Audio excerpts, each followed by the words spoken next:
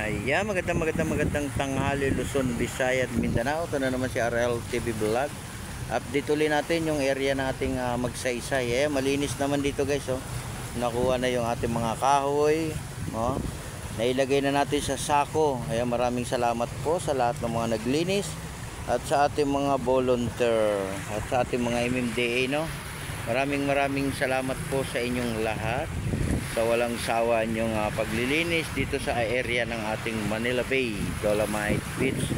Ayan, malinis yung ating dagat, ang gandang tignan, ano? Wala po tayong nakikitang basurang inaanod, no? Ayan, tulong-tulong pa rin tayo, no, para sa ating mga basura kahit saan mang lugar, di lang po sa area ng ating Manila Bay. Magkaisa po tayo, no? Sama-sama tayo at magbayanihan tayo.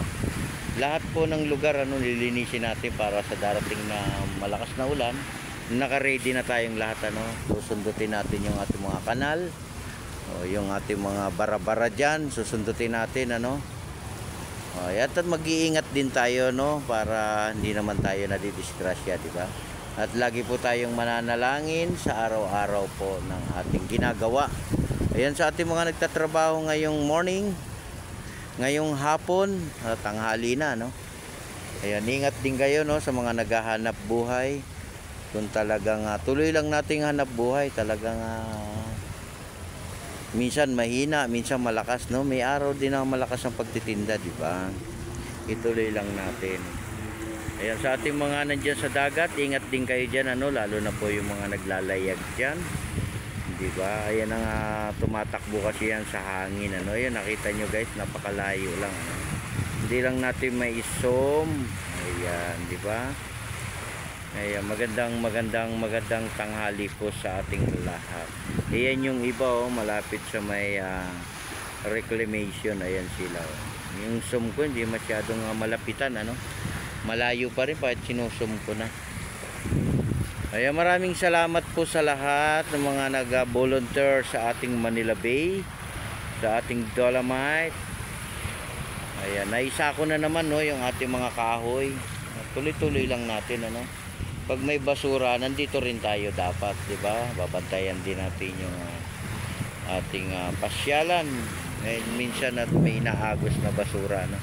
Kaya ang ating mga kababayan, maigpit na maging ano ba tayo, maigpit na maging matuto na rin tayo, lalo na sa basura, ano. Kasi ang basura guys nakakabara yan, ano. Diba? At dyan naman sa may Dolomite, maigpit na pinagbabawal yung pagkain, kasi pag hindi natin pinagbawal yung kalat dito, kalat doon, ano. Sana matuto na rin tayong lahat at makinig lang tayo sa ating mga nakasulat dyan sa may area ng ating Dolomite, ano. Kahit saan pa siya lang maigpit ang basura, no? Lalo na yung pagkain, pinagbabawal talaga yan, para marunong na rin tayo, no. Kasi dati ang Manila Bay napakarumi, di ba? Nakita nyo naman dati noon, no. Ngayon ay napakalinis na at mabango na yung ating simoy ng hangin, ano. At marami na rin namamasyal, marami na rin natutuwa, diba? Dito sa area ng ating Manila Bay. O, yan, tayo lahat ay welcome, ano? Pasok tayo sa ating Manila Bay, sa Dolomite. Welcome naman tayo, no, para sa ating lahat to. Kung kayo man ay nag-a-abroad, kayo man ay balikbayan, pasok din kayo sa Dolomite para makita nyo kung anong naging naging resulta ng Manila Bay noon at saka ngayon, ano. Meron tayong before after na nakalagay doon. Babasahin niyo po kung kailan nag-umpisa, kailan natapos, di ba? At nagkaroon tayo ng pasyalan ng ating upuan, no. Nagkaroon tayo ng pahingahan pagdating ng hapon. Magkakaroon pa tayo ng mag-selfie tayong lahat, di ba? Importante, nandito tayo para magtulong-tulong sa basura. Yan ang pinaka-importante sa lahat, ano. Magkaisa tayo, mga kababayan natin. Kahit saan man lugar may nangyayaring clean up, diba? Nakikita naman natin yan. Talagang sama-sama na tayo, no. Clean up drive, yung tinatawag na clean up drive, no. Diba? O yan, dito yung ating mga halaman ay buhay na rin. Nakikita nyo naman, napakalinis na rin ang ating mga halaman, no? Nagbalikan na yung mga dating akala natin noon hindi na mabubuhay, ano? 'Di ba? Nakita nyo naman ay masigla na, napakasigla na, no, ng ating halaman, no? Masiglang masigla na, 'di ba? Buhay na buhay. Pati yung ating mga buko, dati yan ay iba na kulay ng dahon dahil sa sobrang init, ano? Ngayon ay green na rin siya, no?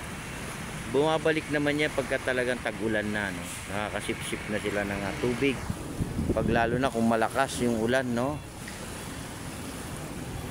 Ayan, ingat pa rin tayo, no? Lalo na po yung ating mga maliliit na bangka dyan na naglalayag dyan sa ating dagat, no? Pagka magalaw na yung ating dagat ay huwag na tayong papalaot, no? Lalo na kung malaki ang alon, di ba? O sa mga muuwi sa ating probinsya, ingat din kayo, ha? Lalo na yung mga gusto pang ngayon marami pa rin umuwi, di ba? Marami pa rin nagbabakasyon, di ba? Lalo na yung iba malalayong lugar.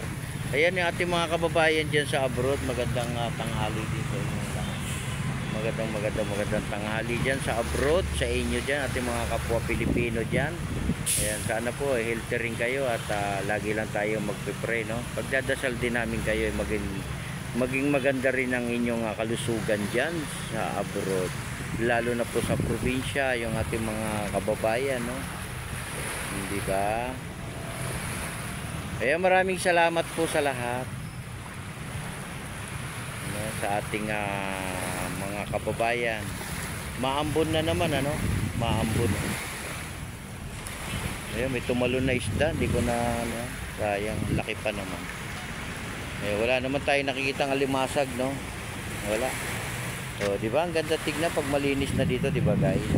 Napakalinis na, napakaganda.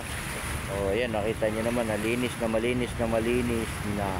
ating area, no? Mga area natin napakalinis na, no? At mayroon na rin mga turistang namamasyal. Yung iba ay nagpapainit, no? Yung iba naman ay nagpipicture.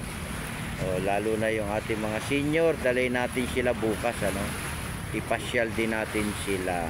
At lalo na yung ating mga kids, hanggat wala pa tayong pasok sa school, ano? At tutukan din natin sila sa pag-aaral. Yan ang importante dyan, no? Yung pag-aaral. Para pagdating ng panahon, marunong na rin sila, no? Maging karoon man sila ng pamilya, di ba? Marunong na, no?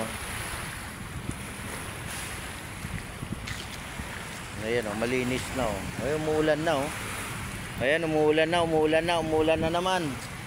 Silong-silong lang tayo, no? Diba? Lalo na yung namamasyal sa mga pasyalan. Huwag nyo kalilimutan yung tubig nyo, no? Inumin. Saka yung inyong payong. Importante yan, no?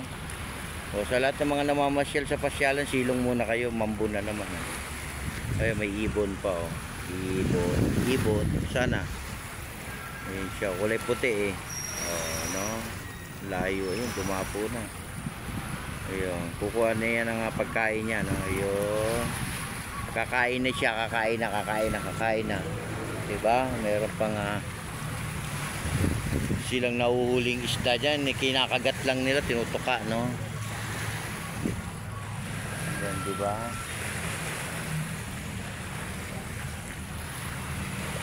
Ayan, God bless po sa ating lahat at ingat po tayo. Ito po yung mga naglilinis dito, no? Yung ating MMDA.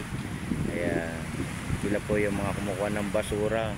Ano yan, eh, meron yan na dilaw na damit, ano, saka yung blue.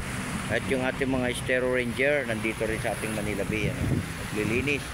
Tulong-tulong tayo, no, para sa ating basura, di ba? Importante kasi yan, eh. Magkaisa tayo para sa ating basura, mga kababayan natin. Yan talaga ang tinututukan natin, yung basura, no? Kasi pagka hindi natin nalinis yan, alam nyo naman yung ating lugar ay pag-ulan lang, kahit mahina lang, baha na, no? So, diba? Ayan, maraming salamat po sa lahat po ng mga nagtrabaho ngayong morning. Thank you so much. Thank you all sa inyo lahat, no? Ayan yung ating MMDA. Salamat sa inyo guys ha. Salamat sa ating mga MMDA. At ito na yung mga nakuwang basura, no? Thank you sa paglilinis. Maraming salamat po sa inyong lahat. And God bless na rin, ano? Diba? Ayan, God bless po. Ingat po tayo at umaambon na naman at maging mapayapa po yung ating bansa, no? At sa ating mga security guard na nandito sa ating area, ayan, sana po healthy rin sila lagi, ano? Ayan, hanggang doon po sa may dulo ng Manila Yacht Club yan, may gwardiya tayo. Meron tayong security guard. Kaya yung ating mga bakod dyan, wag naman natin sisirain, ano?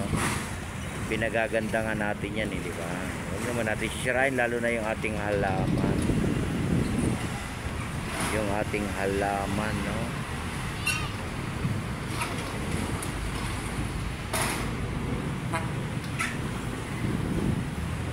Yan, lalaki ng mga truck dyan guys. Oh, yung truck, oh, yan yung truck.